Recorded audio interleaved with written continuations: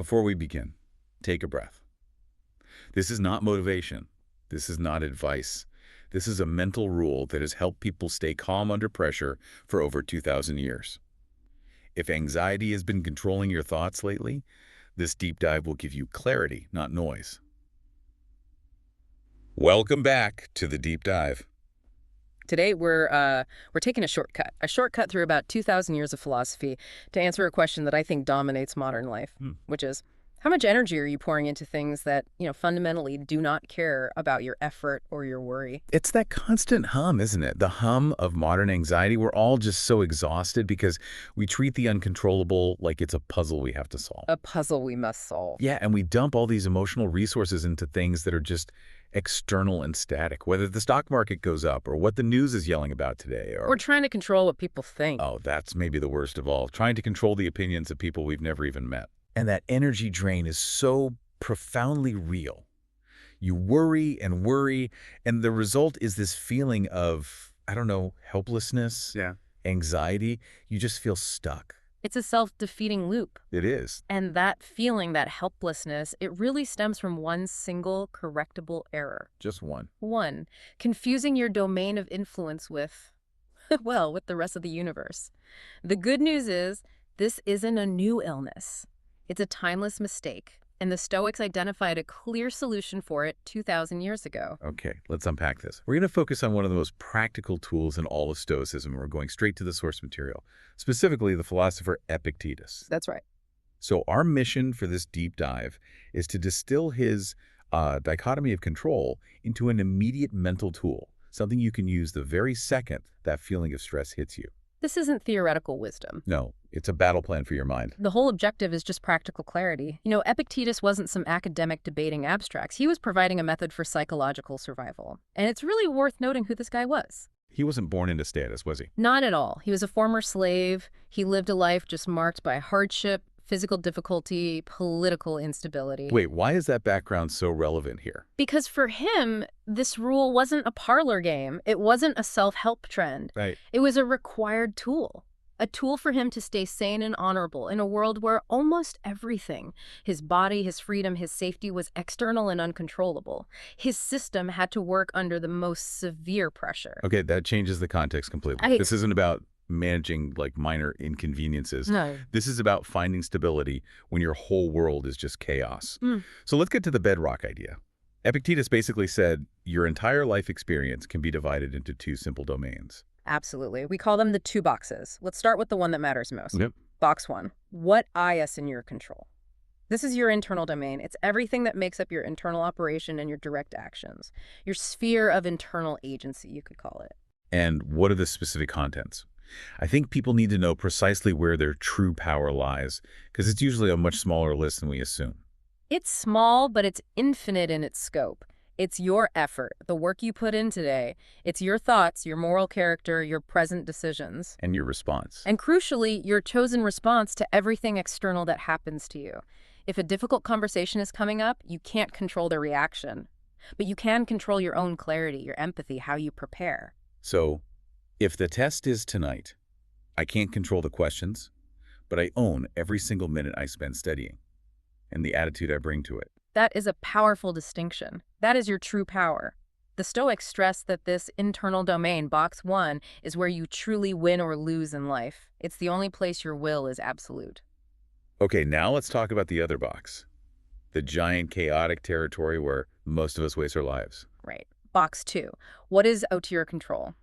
The sphere of external reality. And this one's a lot bigger. Box two is everything external, everything indifferent, and everything that's already happened. The list is huge. Things like the final outcome of any goal, other people's opinions, traffic, the weather, past events, the economy, global politics, luck, both good and bad. The key thing is your worry has zero effect on any of it. And the teaching here is pretty stark, right? Yeah. Worrying about anything in box two isn't just useless, it's actively harmful. It's actively harmful to your box one resources, correct.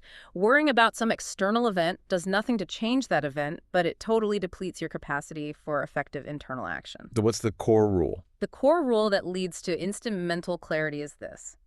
Your stress ends the moment you dedicate 100% of your energy to box one, your character, your effort, and you just accept box two. You accept external reality as it is. It sounds so simple. And yet, the common mistake is, it's staggering. People spend, what, 90% of their mental energy fixated on box two? At least, Hmm. on outcomes they can't change, opinions they can't sway, and then they're genuinely confused when they feel drained and anxious and just immobilized. It's a massive energy leak. A massive energy leakage. We need to pull that energy back from that external, meaningless fight and redirect it to the internal one, the one that actually responds to your will. So why do we do this? If it's so rational to just focus on box one, why is the pull of box two so powerful? Ah, that's the trap of false control. Our brains, they despise uncertainty. We are hardwired to seek safety and certainty, but most of reality is inherently uncertain. Right. So when we can't get actual control over box two, we substitute emotional control, we worry. We tell ourselves if we worry hard enough about the financial crisis, we're being productive. Exactly. Or if I spend hours reading every negative comment, I'm somehow protecting myself. We treat worry like this magical shield against bad outcomes. It's a feeling of action without the risk of actual action. That's a perfect way to put it. It gives us this sense of false mental productivity, but it's completely draining because box two reality, it just remains indifferent. As you're listening, notice how your mind reacts. This rule isn't about fixing your life.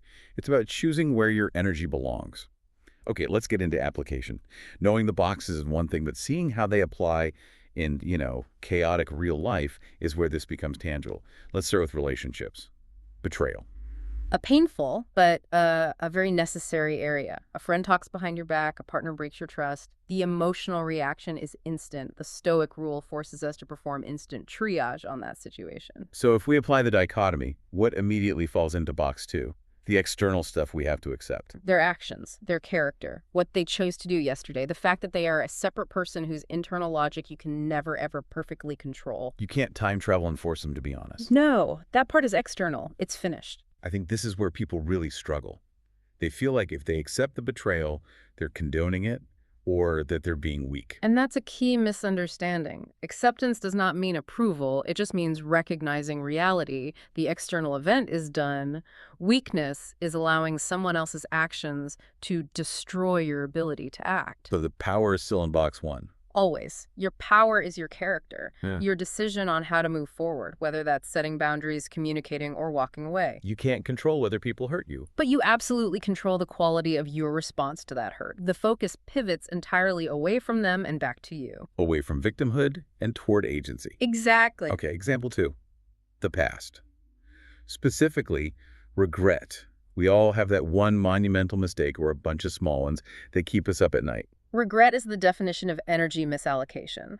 What's the immediate, non-negotiable reality of any past event? It's fixed. It's in box two. It's static. It's untouchable. You can't rewind time no matter how much shame you throw at the old version of yourself. Any energy you spend wishing it were different is just wasted. But what about guilt? Isn't guilt sometimes useful? It stops us from repeating the mistake. Is guilt box one or box two? That is a crucial distinction.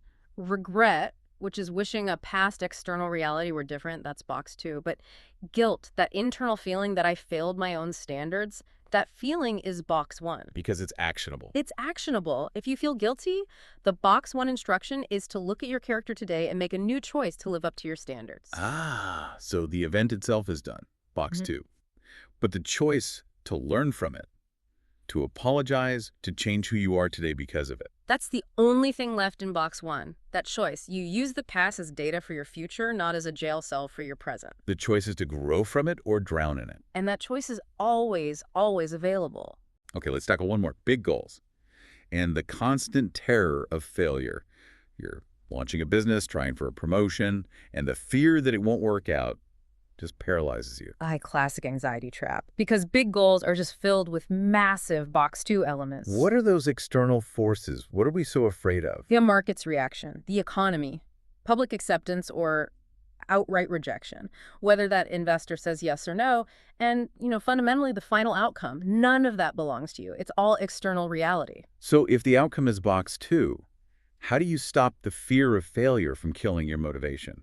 How do you shift back to box one when the stakes feel so high? You pull your focus entirely back to what is internal. You become almost maniacally focused on the internal metric, Which is? your daily effort, your Yeah. consistency, your attitude toward the work when it gets boring, the quality of what you build. So you focus on making the product, the service, the effort as excellent as humanly possible, and just accept that the reaction is outside your jurisdiction. That's the crucial pivot for the Stoics. Success isn't guaranteed, but your effort always is. So you dedicate yourself only to the effort. And there's a kind of psychological safety in that, isn't there? A profound psychological safety. Mm. Because regardless of the market's judgment, you know you did your job. That commitment, that daily consistency, that defines your character, not the quarterly earnings report. That redirection of energy is so powerful. You stop fighting the external, you find all this power for the internal fight. And you stop using worry as a distraction from doing the actual hard internal work. Okay, this is the great framework, but now we need the rubber meets the road moment.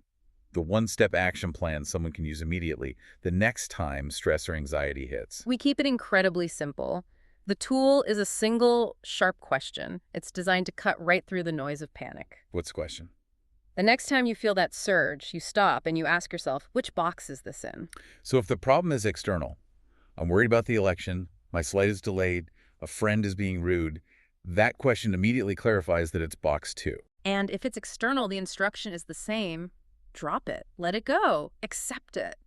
Recognize that any worry you apply here is just wasted energy. And if the worry is clearly internal, box one, something you can control, like Yeah. you realize you're worried because you feel unprepared. Then the instruction is just as simple and just as immediate. Get to work on it right now. Stop worrying about the presentation outcome and start rehearsing. The worry did its job. It identified a box one requirement. Now act. That is the power of clarity. One question, two domains, instant direction. And when you adopt this as your default, something really powerful happens. You stop being a worrier, someone just consumed by the chaos outside their mind, and you start becoming a doer. A doer. Someone defined by their competence, their character, their immediate action, no matter what's happening around them. You stop wasting all this energy fighting battles you can never win, and you dedicate all that power to what truly matters. Your growth, the quality of your work, and ultimately your own peace of mind. It's the simple mechanism that allowed figures like Epictetus to stay grounded 2,000 years ago. And that clarity is completely available to you starting today. And that's the final thought, really. The power of this dichotomy. You can't control everything, but you can control everything that actually matters. Before you leave, think about this quietly. How much of your stress today came from things you never had control over in the first place?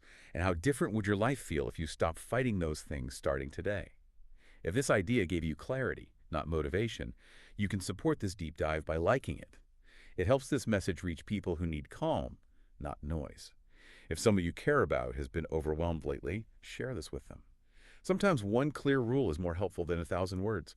Subscribe if you want more ideas that help you think clearly, act calmly, and live with intention. And I'm curious, what is one thing you're still worrying about that might actually be out of your control? You don't have to explain it, just name it. Remember that. You don't need to control everything. You only need to control what belongs to you. And that is always enough.